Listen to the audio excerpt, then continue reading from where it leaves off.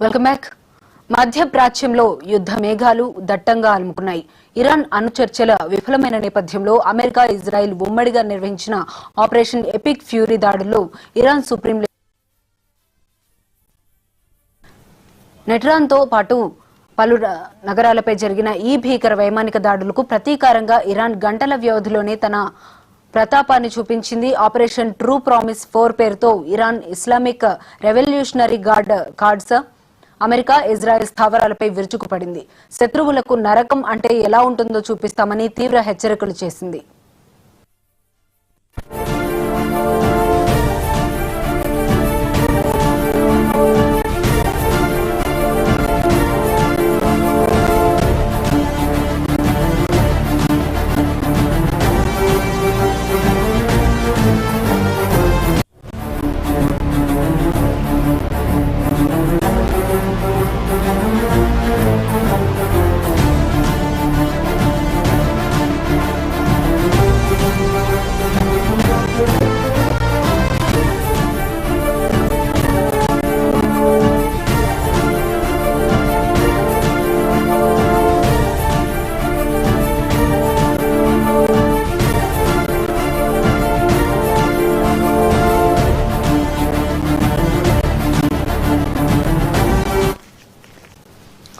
Khamenei మరణం తర్వాత Iran 5వ దశ దాడులను ముమ్మరం చేసింది. కువైట్లోని అబ్దుల్లా ముబారక్ ప్రాంతంలో ఉన్న అమెరికన్ నావల్ బేస్పై 4 బ్యాలిస్టిక్ క్షిపణులు, 12 డ్రోన్లతో ఇరాన్ దాడి చేసింది. ఈ ఘటనలో బేస్ ఇన్ఫ్రాస్ట్రక్చర్ పూర్తిగా ధ్వంసమైందని, పలువురు అమెరికన్ సైనికులు మరణించారని సమాచారం. అటు హిందూ మహాసముద్రంలోనూ ఇరాన్ అలజడి సృష్టించింది. అమెరికా నౌకలకు ఇంధనం సరఫరా చేస్తున్న కంబాట్ సపోర్ట్ షిప్పై ఖద్రా 380 క్షిపణులతో దాడి చేసింది.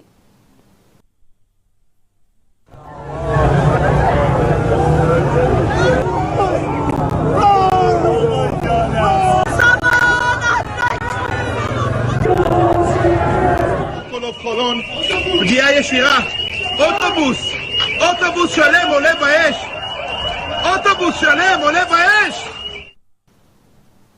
మరోవైపు దుబాయ్లోని బెజల్ అలీ యాంకరేజ్ లో అమెరికాకు ఆయుధాలు చేరవేస్తున్న నౌకపై కూడా డ్రోన్ దాడులు జరిగాయి. ఈ దాడుల తీవ్రతకు దుబాయ్ ఎయిర్పోర్టు కార్యకలాపాలు పూర్తిగా స్తంభించిపోయాయి. అంతకుముందు పామ్ ఐలాండ్, బుర్జ్ అల్ అరబ్ ప్రాంతాల్లోనూ దాడులు జరిగినట్లు వార్తలు వచ్చాయి.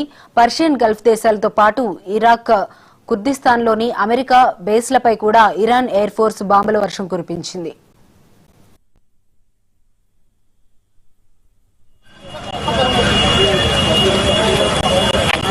בשריפה על הגג ובסריקה במבנה. עד כאן.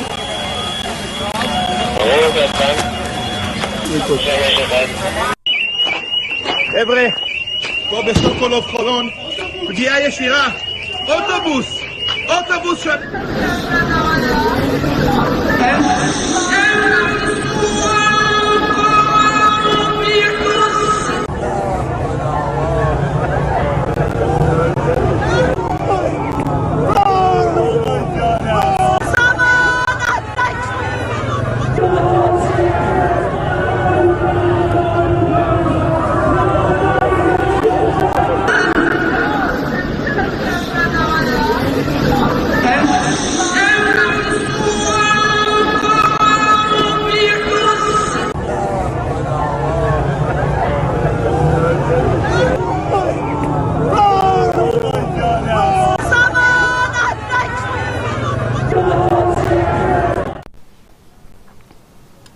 తమ నాయకుడి మరణానికి ప్రతీకారంగా చరిత్రలోనే అత్యంత భయంకరమైన అఫెన్సివ్ ఆపరేషన్ చేపడతామని ఐఆర్జీసీ హెచ్చరించింది. శత్రువులకు నరక ద్వారాలు తెరిచి ఉంచుతాం, ఇమాన్ హంతకులకు ఖచ్చితంగా శిక్ష పడుతుంది అని టెలిగ్రామ్ వేదికగా ఇరాన్ సైన్యం ప్రకటించింది. అమెరికా మిత్రదేశాలైన యుఏఈ, ఖతార్లలోనూ పేలుళ్ల శబ్దాలు వినిపించడంతో ఆయా దేశాలు ఆందోళన చెందుతున్నాయి. ఇక ఇదే అంశానికి సంబంధించి మరింత సమాచారం మా ఢిల్లీ బ్యూరో చీఫ్ శిరీష్ అందిస్తారు. శిరీష్, చెప్పండి. ఇరాన్, ఇజ్రాయెల్, అమెరికా వార్ అనేది కూడా తీవ్ర రూపం దాల్చింది. అమెరికాకు మద్దతు ఇచ్చే గల్ఫ్ దేశాలపైన ఇరాన్ దాడులకు కూడా పాల్పడుతుంది. సో ఈ నేపథ్యంలో పలు చోట్ల దాడులు కూడా జరుగుతున్నాయి. తాజాగా చూసినట్లయితే ఇరాన్కు మద్దతుగా వివిధ దేశాల్లో ఉన్న షియా ముస్లింలు అనుకూల ప్రదర్శనలు కూడా చేయడంతో పాటుగా అమెరికా సంబంధించిన రాయబార కార్యాలయాన్ని ముట్టడిస్తున్నారు. ముఖ్యంగా పాకిస్తాన్లోని కరాచీలో ఈరోజు ఉదయం ఇలాంటి ఘటన అనేది కూడా జరిగింది. ఖమేనీకి మృతికి నిరసనగా కూడా పెద్ద ఎత్తున ఆందోళనకారులు కరాచీలో ఉన్న అమెరికా రాయబార కార్యాలయాన్ని చుట్టుముట్టే ప్రయత్నం కూడా చేశారు. ఈ క్రమంలో అక్కడున్న భద్రతా సిబ్బందికి ఆందోళనకారులకు మధ్య ఘర్షణ అనేది కూడా చెలరింది. ఘర్షణలో భాగంగా ఆందోళనకారులు తమ వెంట తెచ్చుకున్న రాళ్లు, అదేవిధంగా కర్రలు, ఆయుధాలతోటి కూడా కాన్సులేట్ అద్దాలను పలగొట్టి ధ్వంసం చేసే ప్రయత్నం కూడా చేశారు. ఈ క్రమంలో అక్కడ ఉన్న భద్రతా సిబ్బంది జరిపిన కాల్పుల్లో దాదాపు 15 మంది పైగా మృతి చెందారు, 30 మంది పైగా తీవ్రంగా గాయపడ్డట్లుగా కూడా తెలుస్తోంది. సో ఈ నేపథ్యంలో అక్కడ పరిస్థితి అనేది కూడా ఉద్రిక్తంగా కూడా మారింది. ముఖ్యంగా ఇటు ఇరాన్, ఇజ్రాయెల్, అమెరికా వార్ నేపథ్యంలో ఏదైతే గల్ఫ్ దేశాల నుంచి రావాల్సిన విమానాలు ఏవైతున్నాయో పలు విమాన సర్వీసులను కూడా రద్దు చేయడం జరిగింది. మొత్తం 450కి పైగా విమానాలు కూడా రద్దు కావడం కానీ తాత్కాలికంగా షెడ్యూల్ మార్చడం కానీ జరిగింది. సో ఈ నేపథ్యంలో దుబాయ్ పర్యాటక నిమిత్తం కానీ వివిధ పనుల నిమిత్తం Dubai, Sharjah, Abu Dhabi, Kuwait, Qatar ఇలాంటి దేశాలకు వెళ్తున్న వాళ్ళందరూ కూడా తిరిగి రావడానికి ఇబ్బంది పడుతున్నారు. విమానాశ్రయాల్లోనే పెద్ద ఎత్తున కూడా ప్రయాణికులు వేచి చూస్తున్న పరిస్థితి అనేది కూడా ఉంది. ఎందుకంటే పరిస్థితులు ఎప్పుడు కుదుట పడతాయో, ఆ గగనతలాన్ని ఎప్పుడు ఓపెన్ చేస్తారో కూడా తెలియని పరిస్థితుల నేపథ్యంలో వాళ్ళు స్వదేశాలకు వచ్చేందుకు నానాయాత్రలు పడుతున్న పరిస్థితి అనేది కూడా ఉంది. సో ఈ రోజు తాజాగా గడిచిన గంటలోనే దాదాపు 60 నుంచి 100 విమానాలను కూడా రద్దు చేయడం కూడా జరిగింది. సో గల్ఫ్ దేశాల నుంచి ఇండియాకు వివిధ దేశాలకు వచ్చేవి కానీ, ఇండియా నుంచి వివిధ దేశాలకు వెళ్ళేవి కానీ విమాన సర్వీసులు అన్నింటి కూడా రద్దు చేయడం కూడా జరిగింది. సో తాజాగా చూసినట్లయితే ఇరాన్కు సంబంధించిన ఇస్లామిక్ రెవల్యూషనరీ గార్డ్స్ సంస్థకు సంబంధించిన ప్రధాన కార్యాలయాన్ని పేల్చేసినట్లుగా కూడా ఇజ్రాయెల్ ఒక ఫుటేజ్ అనేది కూడా విడుదల చేయడం జరిగింది.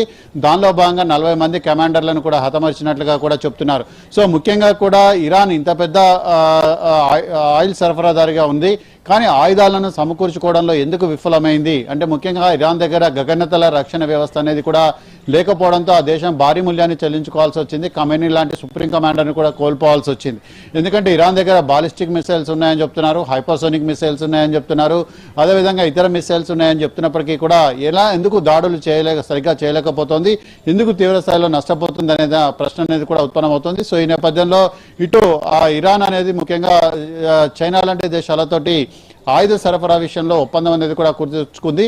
సో చైనాకు ఆయిల్ సరఫరా చేసినందుకు ప్రతిగా చైనా నుంచి ఆయుధాలను, గగనతల రక్షణ వ్యవస్థను కూడా పొందింది. సో ఇటువంటి నేపథ్యంలో హెచ్క్యూ రక్షణ వ్యవస్థ అనేది అంటే గతంలో ఆపరేషన్ సింధూర్ సమయంలో పాకిస్తాన్ వాడి విఫలమైన రక్షణ వ్యవస్థ ఏదైతే ఉందో ఆ రక్షణ వ్యవస్థనే ఇరాన్ కూడా వాడుతున్నట్లుగా తెలుస్తోంది. దానిలో భాగంగా చైనా తయారీ గగనతల రక్షణ వ్యవస్థ అనేది ఇజ్రాయెల్, అమెరికా చేసే దాడులను ఏమాత్రం కూడా అడ్డుకోలేకపోవడంతో ఇరాన్ భారీ మూల్యాన్ని చెల్లించుకొని ఖమేనీతో పాటు రక్షణ శాఖ మంత్రి, సుప్రీం కమాండర్ ఇలా చాలా మంది కూడా కీలక అధికారులను కూడా కోల్పోవాల్సిన పరిస్థితి అనేది కూడా ఏర్పడింది. సో ఇరాన్ ప్రతీకార చర్యల్లో భాగంగా ఒమన్ తీరానికి సమీపంలో ఉన్న హోర్మజ్ అనే జలసంధిలో ఒక ఆయిల్ ట్యాంకర్ పై దాడి చేసింది. సో ఈ నేపథ్యంలో ఈ ఘటన అనేది కూడా ఉద్రిక్తతలను మరింత పెంచిందని చెప్పేసి కూడా చెప్పొచ్చు. అమెరికా, ఇజ్రాయెల్ సంయుక్త దాడుల్లో Iran supreme leader ఆయతుల్లా Ali Khamenei హత్యకు ప్రతీకారంగా ఈ దాడులన్నిటి కూడా కొనసాగుతున్నట్లుగా కూడా తెలుస్తుంది.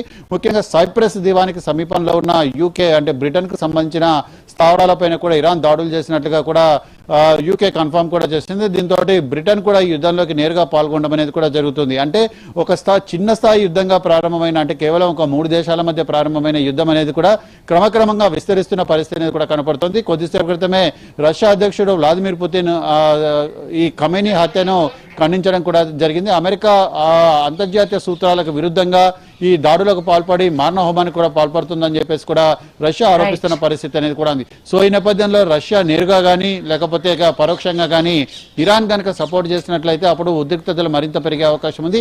ఇది మరో వరల్డ్ వార్ కు దారితీసే అవకాశం ఉన్న నేపథ్యంలో ఇటు రష్యా, చైనా 2 దేశాలు కూడా సంయమనం పాటించాలని చెప్పేసి కూడా కోరుతున్నాయి. అయినప్పటికీ మరి ఇరాన్ ను ఆదుకునేందుకు, ఇరాన్ రక్షణ కోసం మరి 2 దేశాలు కూడా ఆయుధ సరఫరా చేస్తాయా లేదా అనేది కూడా చూడాల్సి ఉంది.